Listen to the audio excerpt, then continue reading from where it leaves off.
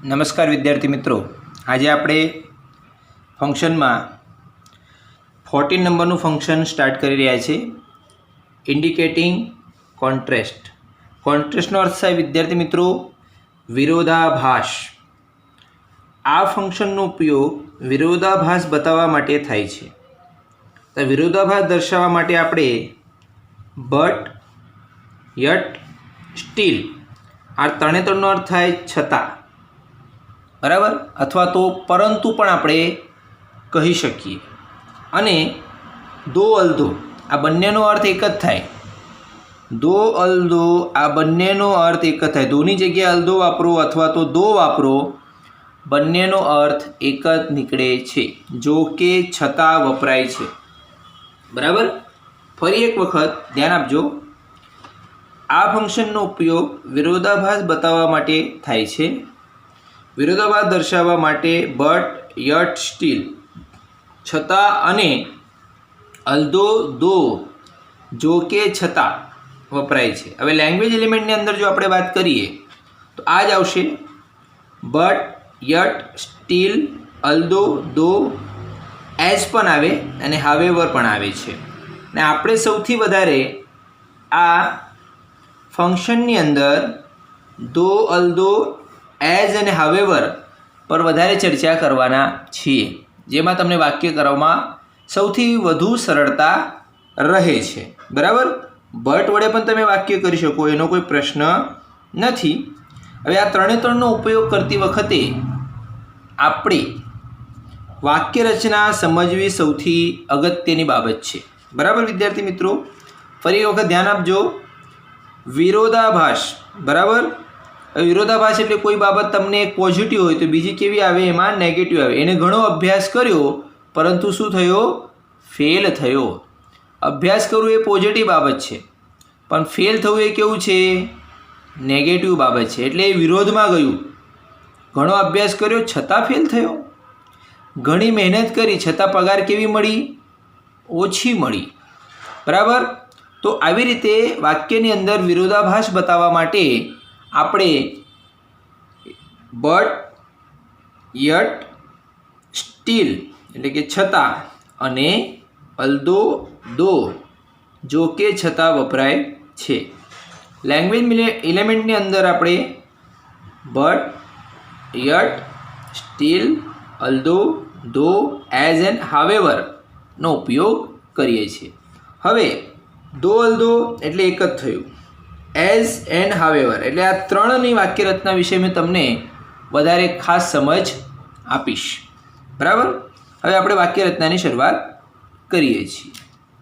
તમે જોઈ શકો છો વિડીયોની અંદર વાક્ય રચના ત્રણની મેં આપી છે. જો દો અને અલ્દો વાક્યની શરૂઆતમાં વાપરવું, ત્યારબાદ કર્તા વાપરવું, ત્યારબાદ ક્રિયાપદ અને ત્યારબાદ શું આવશે? વિશેષણ. હવે એઝમાં શું કરવાનું? એઝની અંદર વિશેષણ વાક્યની શરૂઆતમાં લેવાનું.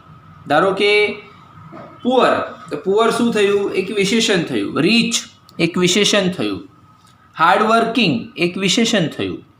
તો એઝની શરૂઆતમાં શું લેવાનું? સૌ પ્રથમ વિશેષણ. ત્યારબાદ એઝ, આ એઝ છે, એ એઝ, એઝ કરતા, ત્યારબાદ ક્રિયાપદ. હવે હાવેવરમાં શું કરવાનું? હાવેવર વાક્યની શરૂઆતમાં આવશે, ત્યારબાદ વિશેષણ આવશે, ત્યારબાદ કર્તા અને ત્યારબાદ ક્રિયાપદ. એટલે આ બંને વિશે તમે સમજો તો તમને ખ્યાલ આવી જશે, બરાબર, કે એઝની અંદર વિશેષણ પહેલાં લેવાનું એન્ડ હાવેવરની અંદર હાવેવર પહેલાં અને પછી વિશેષણ મૂકવાનું, બરાબર. અને દોની રચના તો બહુ સાદી અને સિમ્પલ છે. તો ચાલો આપણે શરૂઆત કરીએ. એક્ઝામ્પલ્સ જુઓ તમે.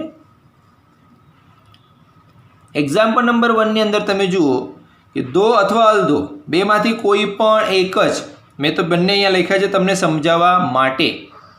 દો અથવા although, my neighbour is rich, he is not proud, બરાબર. મારા બાજુવાળા કેવા છે? રીચ છે. રીચ એટલે શ્રીમંત છે, છતાં એને ગર્વ નથી. મારા બાજુવાળો શ્રીમંત છે છતાં પણ એને ગર્વ નથી. ઘણા લોકો જોડે પૈસા આવી જાય એટલે તાત્કાલિક ગર્વ આવી જાય. ઘણા લોકો જોડે એજ્યુકેશન આવી જાય તો પણ ગર્વ આવી જાય. આ ગર્વના કારણે માણસ દુઃખી થાય છે વિદ્યાર્થી મિત્રો, બરાબર. હવે આપણે એજવાળું વાક્ય લેવાનું. આ વાક્યની અંદર રીચ એ શું છે વિદ્યાર્થી મિત્રો? વિશેષણ છે. એટલે વિશેષણ વાક્યની શરૂઆતમાં આવશે. Rich as my neighbour is, બરાબર. માય નેબર ઇઝ, ખાલી રીચ તમારે અહીંયા ઉચકીને મૂકી દેવાનું છે, પછી એઝ, અને પછી તમે જોઈ શકો છો કે માય નેબર ઇઝ, અને બીજું વાક્યમાં કોઈ ફેરબદલ કરવાનો નથી. He is not proud. ખ્યાલ આવી ગયો? હવે સેમ કન્ડિશન હવે હાવેવરમાં છે. હાવેવરમાં તમારે શું કરવાનું? ફક્ત હાવેવર લઈ લેવાનું, પછી રીચ, માય નેબર ઇઝ આવી ગયો, પછી કોમા. શું લેવાનું? કોમા. જ્યારે પણ તમે આ જે આપણા કનેક્ટિવ્સ છે, અને કનેક્ટિવ્સ પણ આપણે કહી શકીએ, વાક્યની શરૂઆતમાં હોય ત્યારે બીજું વાક્ય જોડવા માટે ત્યાં શું કરવું પડે? કોમા કરવો પડે. શું કરવું પડે? કોમા આપવો પડે. કોમા નહીં આપશો તો વાક્ય તમારું શું થશે? ખોટું થશે. શું થશે? ખોટું. બરાબર. However rich my neighbour is he is not proud. બરાબર. He is not proud. આવી રીતે તમે આ એક જ વાક્યને ત્રણેય રીતે તમે સમજવાનો પૂરેપૂરો પ્રયત્ન કર્યો છે. એઝની અંદર રીચ પહેલાં લેવાનું, હાવેવરમાં રીચ પછી લેવાનું. વિશેષણ, આ વિશેષણ છે. શું છે? વિશેષણ. હવે એવી રીતે મેં 3 વાક્યો ફરી એક્ઝામ્પલ નંબર 3માં લીધા છે. જુઓ, દો અથવા although. He is learned, he is humble. બરાબર. એ કેવો છે? લર્નેડ એટલે કે સુશિક્ષિત છે, ભણેલો ગણેલો છે, પણ કેવો છે? નમ્ર છે. બરાબર. વિનમ્રતા એની અંદર છે. ભણેલા ગણેલા લોકોની અંદર વિનમ્રતાનું પ્રમાણ ઓછું દેખાઈ આવે છે, પણ અહીં એવું લખ્યું છે કે ભાઈ ભણેલો છે પણ કેવો છે? નમ્ર છે. બરાબર. અને એટલી પણ નમ્રતા આપણે નથી રાખવાની કે કોઈ આપણે એનો ગેરલાભ લઈ લે, એટલું પણ ધ્યાન રાખજો. હવે આ વાક્યની અંદર વિદ્યાર્થી મિત્રો લર્નેડ છે. આ લર્નેડ શું થયું? વિશેષણ. એટલે એઝના પહેલાં તમારે શું મૂકવાનું? વિશેષણ. તો learned as he is humble. જો હી ઇઝ હમ્બલ જેવું છે તેવું. લર્નેડ શરૂઆતમાં, પછી એઝ, પછી હી ઇઝ જેવો હતો તેવો. ઇઝ હોય તો ઇઝ ને વોઝ હોય તો વોઝ. Don't change anything. હાવેવરની અંદર શું કરવાનું? લર્નેડ હાવેવર પછી લેવાનું. However learned he is comma he is humble. ખ્યાલ આવી ગયો વિદ્યાર્થી મિત્રો? હવે આપણે એક્ઝામ્પલ નંબર 3ની ચર્ચા શરૂ કરીએ. એક્ઝામ્પલ નંબર 3માં પણ મેં એવા જ એક્ઝામ્પલ્સ લીધા છે વિદ્યાર્થી મિત્રો. જુઓ, દો અથવા although, they were happy, they felt something was missing. બરાબર. તેઓ ખુશ હતા. દે વર હેપી, તેઓ આનંદિત હતા, ખુશ હતા. છતાં દે ફેલ્ટ સમથિંગ વોઝ મિસિંગ, તેઓ ફેલ્ટ કરતા હતા એટલે અનુભવતા હતા. ફીલનું અહીંયા શું થયું? ફેલ્ટ. કેમ કે પહેલા વાક્યની અંદર શું છે? સાદો ભૂતકાળ. બરાબર. દે ફેલ્ટ, ફીલનું શું કર્યું? ફેલ્ટ. Something was missing. બરાબર. તેઓ ખુશ હતા, છતાં કંઈક તો મિસ થઈ રહ્યું છે, કંઈક તો ભૂલાઈ રહ્યું છે, એવું તેઓ ફીલ કરતા હતા. જો હવે અહીં આ વાક્યને તમે જોશો ને, હેપી એ વિશેષણ છે. હેપી એ શું છે વિદ્યાર્થી મિત્રો? વિશેષણ છે. તેથી આપણે અહીં લખીશું happy as they were, they felt something was missing. આ વાક્યમાં કોઈ બદલ થતો નથી. ફક્ત તમારે હેપી આગળ લીધો, પછી એઝ, દે વર હતું તો દે વર લીધો, પછી comma, they felt something was missing. હવે હાવેવરવાળું વાક્ય પણ આવી રીતે જ આપણે આગળ વધારવાનું છે. હાવેવર પછી આપણે શું લેવાનું છે વિદ્યાર્થી મિત્રો? હેપી લેવાનું છે, એટલે કે વિશેષણ લઈશું. આવ્યું આપણું વિશેષણ. પછી દે were, they felt something was missing. ચાલો હવે આપણે વાક્ય પૂરા કરવાના છે. આ તો આપણે બેઠા એક્ઝામ્પલનો અભ્યાસ કર્યો. હવે આપણે વાક્ય પૂરા કરવા માટે પ્રયત્ન કરીશું. My grandfather is. બરાબર. હવે આમાં તમારે શું કરવાનું? જનરલી ઉંમર વધારે બતાવવાની કે મારા ગ્રાન્ડફાધર બહુ ઉંમરવાળા છે છતાં પણ તેઓ હેલ્ધી છે, છતાં પણ તેઓ શું કરે છે, ફટાફટ ચાલી શકે છે. તો હું અહીંયા લખીશ માય ગ્રાન્ડફાધર ઇઝ 85, બરાબર, 85 વર્ષના છે, 85 યર્સ ઓલ્ડ એવું પણ તમે લખી શકો, અથવા 85 લખશો તો પણ ચાલશે, બટ હી ઇઝ હેલ્ધી. બરાબર, કેવા છે, 85 વર્ષના છે પણ કેવા છે, હેલ્ધી છે. બરાબર, વિરોધાભાસ આવ્યો ને, 85 વર્ષનો માણસ હેલ્ધી ના હોય પણ અમુક કિસ્સાઓમાં એવું બની શકે છે. બરાબર, બધા જ હેલ્ધી ના હોય પણ અમુક તો હેલ્ધી હોય ને. Number 5, he gets up late. He gets up late. બરાબર, ગેટ્સ અપ એટલે ઉઠવું. બરાબર, તો એમને ઉઠવામાં કેવું થયું વિદ્યાર્થી મિત્રો, લેટ થયા. તો ઓફિસ પર કેવા પહોંચશે, લેટ પહોંચે. પણ અહીંયા વિરોધાભાસ છે, ઓફિસ પર કેવા પહોંચશે, ટાઈમ પર. તો આપણે લખીશું યટ. આ યટનો ઉપયોગ મેં અહીં કર્યો છે. Yet he reaches his office. He reaches his office on time. બરાબર, એના ઓફિસ પર તેઓ કેવા પહોંચ્યા, ટાઈમ પર પહોંચ્યા. અહીંયા ગેટ્સ હતું એટલે મેં ક્રિયાપદને જો અહીંયા રીચનું શું કર્યું, રીચીસ કર્યું.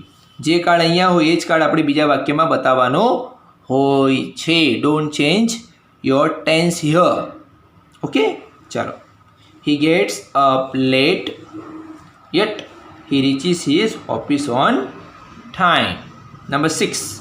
6ની અંદર જો પહેલી ખાલી જગ્યા છે, હી ડીડ નોટ સક્સીડ. બિચારાએ ઘણી મહેનત કરી, બરાબર, બહુ મહેનત કરી પણ એ સક્સીડ થયો નહીં. એનો અર્થ એવો થાય છે, થયો નહીં હતો, ડીડ છે. એ કયો કાળ આવે, સાદો ભૂતકાળ. વિદ્યાર્થી મિત્રો, તો શું લઈશું, દો. વાક્યની શરૂઆત દો વડે કરી મેં. હી ટાયર્ડ હાર્ડ.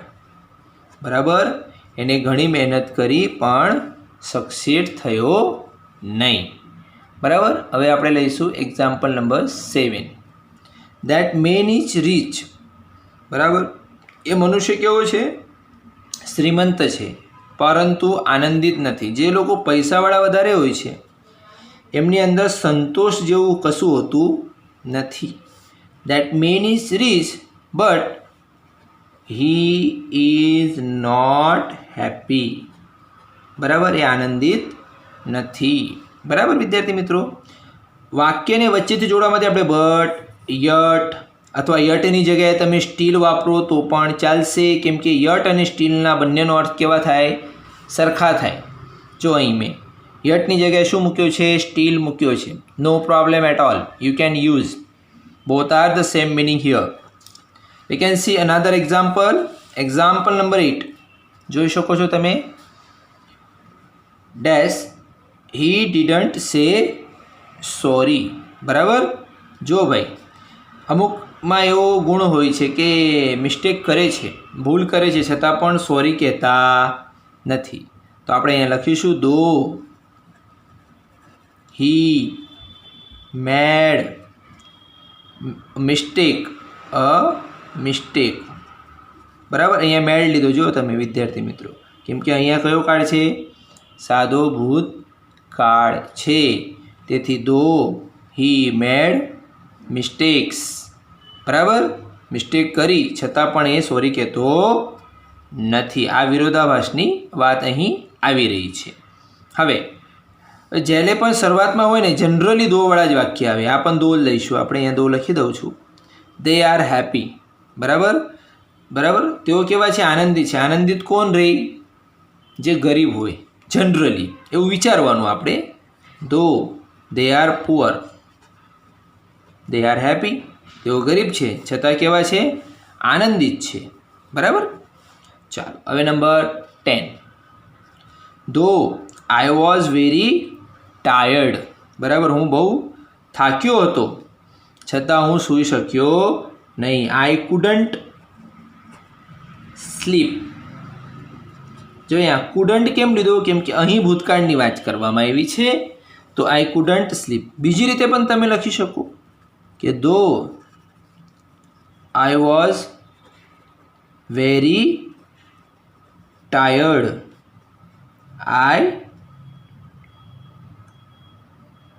I couldn't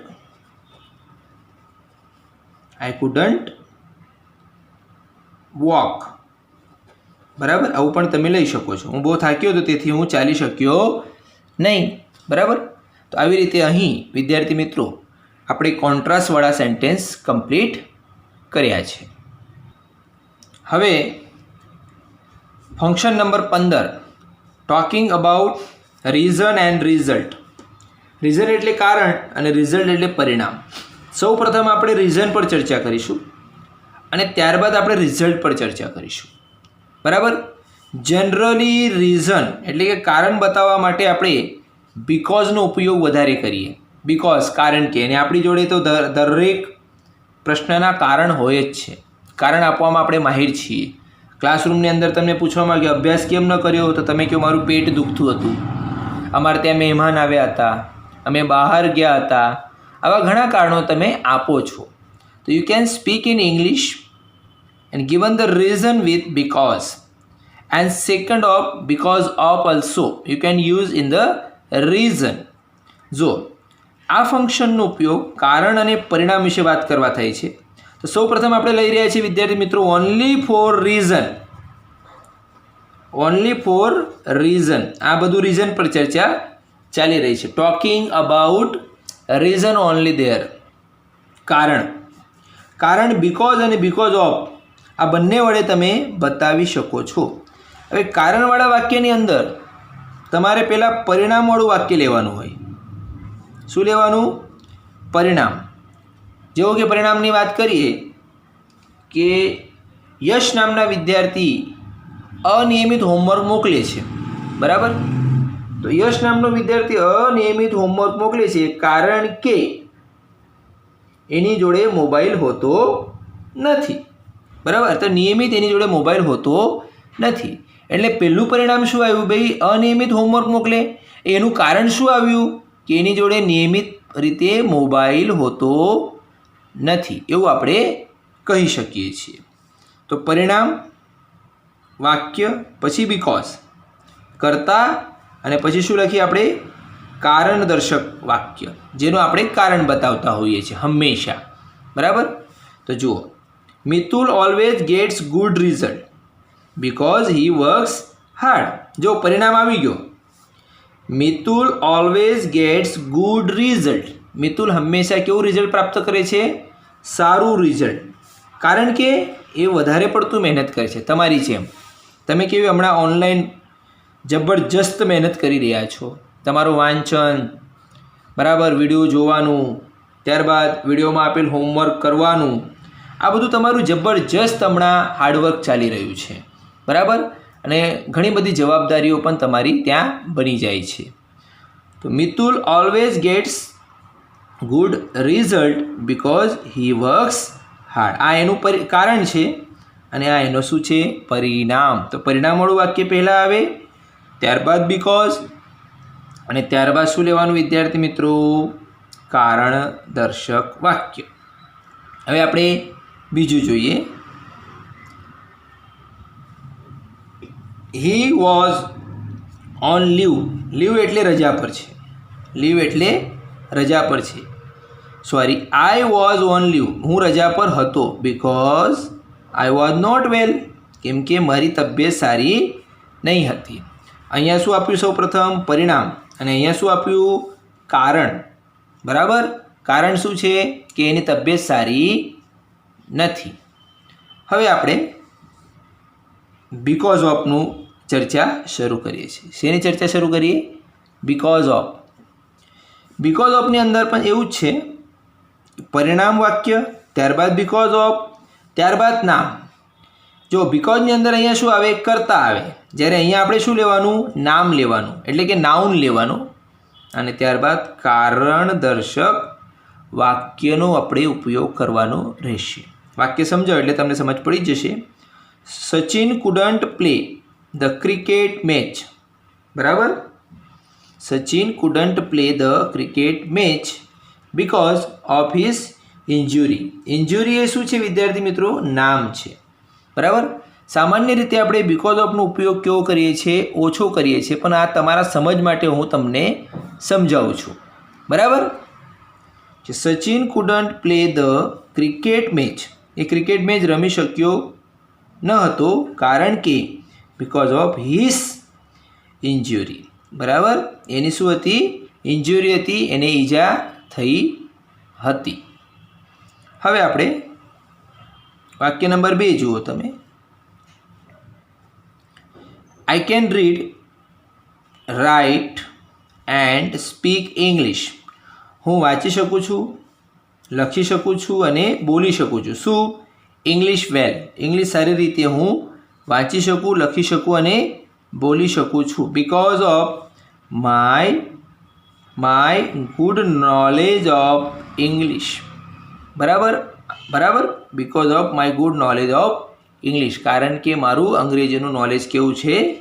સારું છે. બરાબર. હવે આપણે સીધા રીઝનના વાક્યો શરૂ કરી રહ્યા છીએ અને બધામાં જ આપણે બીકોઝ વાપરીશું. બીકોઝ ઓફ વાપરવાના નથી, ફક્ત એ સમજ માટે આપણે લીધું હતું. ચાલો વિચારો. હવે તમારે કારણો વિચારવાના છે થોડાક. હું તો વિચારવાનો જ છું, તમારે મનમાં વિચારવાનું. Rahul was absent. રાહુલ આજે ક્લાસમાં એબસેન્ટ હતો. શું કારણ આપશો? Because he was not well. કેમ કે એની તબિયત સારી નહીં હતી. એવું સામાન્ય કારણ આપણે આપી દેવાનું, જે આપણે આપતા હોઈએ છીએ સ્કૂલની અંદર. એબસેન્ટ હોઈએ એટલે સામાન્ય રીતે આ કારણ આપણે આપી દઈએ છીએ. Rahul was absent because he was not well. બરાબર. એની તબિયત સારી નહીં હતી. હવે Soham is not attend party. હવે સોહમે પાર્ટી એટેન્ડ નહીં કરી. એનું કારણ? He is not at home. કેમ કે ઘરે નહીં હતું. અથવા આપણે બીજું પણ લખી શકીએ, he is out of station. કેમ કે ક્યાં ગયો હતો? બહાર ગામ ગયો હતો. He is out of station. એ બહાર ગામ ગયો હતો. Soham is not attend party. એને પાર્ટી એટેન્ડ કરી નહીં. કારણ કે because he is not at home. કેમ કે ઘરે નહીં હતો. એક કારણ. બીજું કારણ, he is out of station. અથવા ત્રીજું કારણ તમે આપી શકો, હિઝ ફાધર ઇઝ નોટ વેલ. એમના પપ્પાને કંઈક સારું નહીં હતું. એવું પણ તમે કારણ આપી શકો. ચોથું કારણ પણ તમે આપી શકો વિદ્યાર્થી મિત્રો, કે કેમ કે એની શું હતી? પરીક્ષા હતી. બરાબર. He is busy in reading. એ વાંચવામાં શું હતો? મગ્ન હતો. બરાબર ને? આવું તમે ઘણા કારણો આપી શકો છો, પણ it is a proper way. વાક્યનો કાળ બદલવો જોઈએ નહીં. જુઓ સેન્ટેન્સ નંબર 3 જુઓ. Radha does not sing properly. Does not એટલે કયો કાળ થયો? સાદો વર્તમાન કાળ. એ બરાબર ગાઈ શકતી નથી. શું હોઈ શકે? એનો ગળો ખરાબ હોઈ શકે. તો આપણે લખી શકીએ બીકોઝ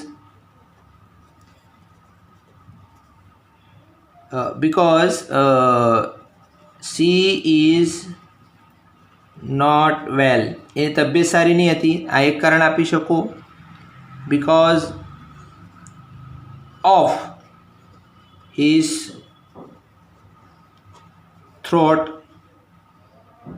ઇઝ નોટ વેલ. બરાબર. એનો ગળો સારો હતો નહીં. આ બીકોઝ ઓફ મેં લીધો છે અહીંયા, કેમ કે અહીંયા હિઝ લીધો ને એટલે કરતા નથી ને આપણી જોડે. ખ્યાલ આવ્યો? આવું પણ તમે લખી શકો છો. એની તબિયત સારી નહીં હતી, એનો ગળો સારો નહીં હતો, અથવા તો because she is not practice properly. બરાબર. એને સારી એવી પ્રેક્ટિસ કરી નહીં હતી. એવું પણ તમે લખી શકો. ઘણા કારણો આવી શકે છે. હવે વિદ્યાર્થી મિત્રો વાક્ય નંબર 4ની ચર્ચા.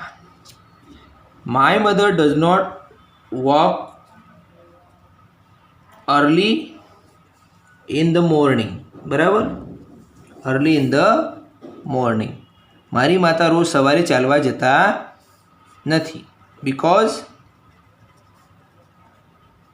સી ઇઝ નોટ વેલ, આવું પણ તમે લખી શકો.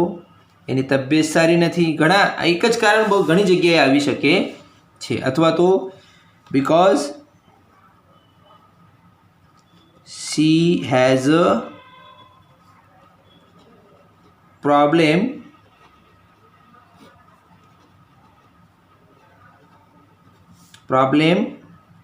In her legs. બરાબર, એના પગમાં શું છે? પ્રોબ્લેમ છે. ખ્યાલ આવ્યો? Because she has a problem in her leg. એના પગમાં શું છે? પ્રોબ્લેમ છે. ઘણા બધા કારણ અહીંયા બની શકે છે. બરાબર. હવે number 5. My brother is crying. મારો ભાઈ રડી રહ્યો છે. Because he is hungry. બરાબર, એને ભૂખ લાગી છે. બીજું કારણ તમે શું લખશો? Because he is hurt. એને કંઈક દુખી રહ્યું છે. Because he is pain. He is in pain. Pain એટલે દુખાવો. Because he is fail. રડે છે એટલે કેમ ભાઈ ફેલ છે? He is fail. એ બીમાર પડી, સોરી, એ શું થઈ ગયો છે? ફેલ થઈ ગયો છે. Because he is fail. આવું પણ તમે લખી શકો છો. ઘણા કારણો છે. ચાલો હવે આગળ. આઈ એમ હેપી બીકોઝ. બરાબર, હું ઘણો આનંદિત છું કેમ કે I get good marks in SSC exam. કેમ કે મેં એસએસસી એક્ઝામમાં બહુ સારા માર્ક્સ પ્રાપ્ત કર્યા છે. અથવા બીજું કારણ તમે લખી શકો because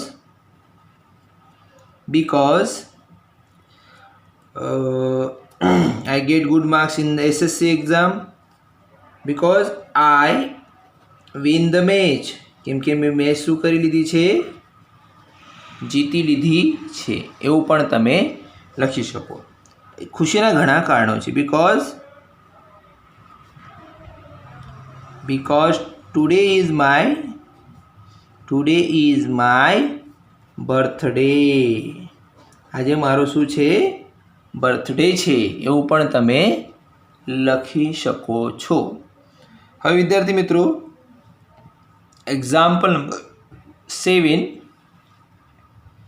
Sachin can't play now. બરાબર, સચિન હમણાં રમતો નથી. બીકોઝ હી ઇઝ, આપણે શું લખીશું વિદ્યાર્થી મિત્રો? Because he is injured. એવું પણ તમે લખી શકો છો. Because he is not well. એની તબિયત કંઈક સારી નથી.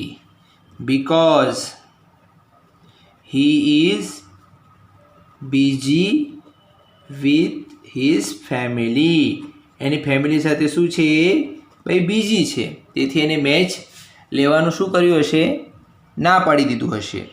Because he is busy with his family. ઘણા કારણો છે. જુઓ, because he is injured, because he is not well, because he is busy with his family. બરાબર.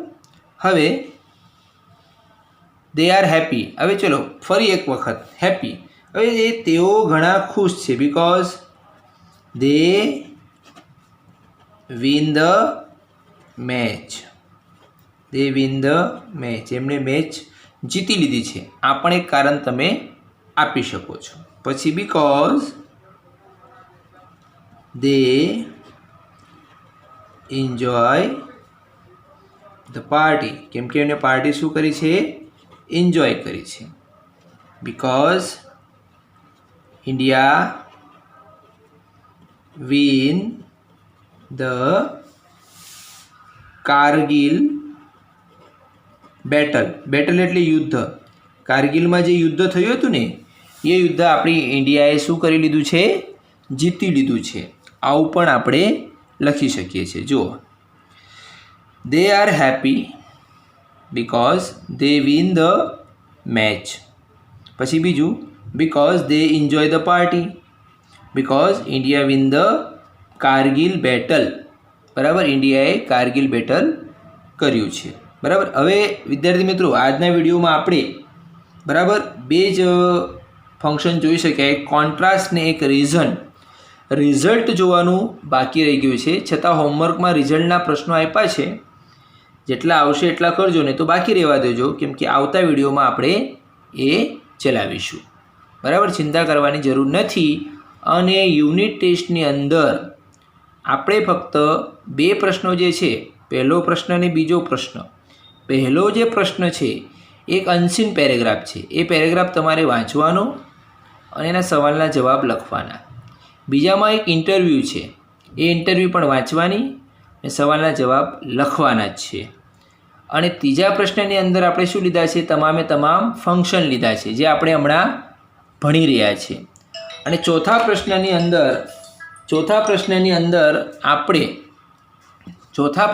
અંદર આપણે શું લીધું છે વિદ્યાર્થી મિત્રો? Change the tense, change the gender and change the tense છે, એક જેન્ડર છે, અને એક ત્રીજો એક પ્રશ્ન છે, ચેન્જ ધ વોઇસ. એટલે બધું ગ્રામર જ છે. એટલે આપણા ચોપડીનો કોઈ પણ યુનિટ ટેસ્ટની અંદર પૂછાયેલો નથી. બરાબર.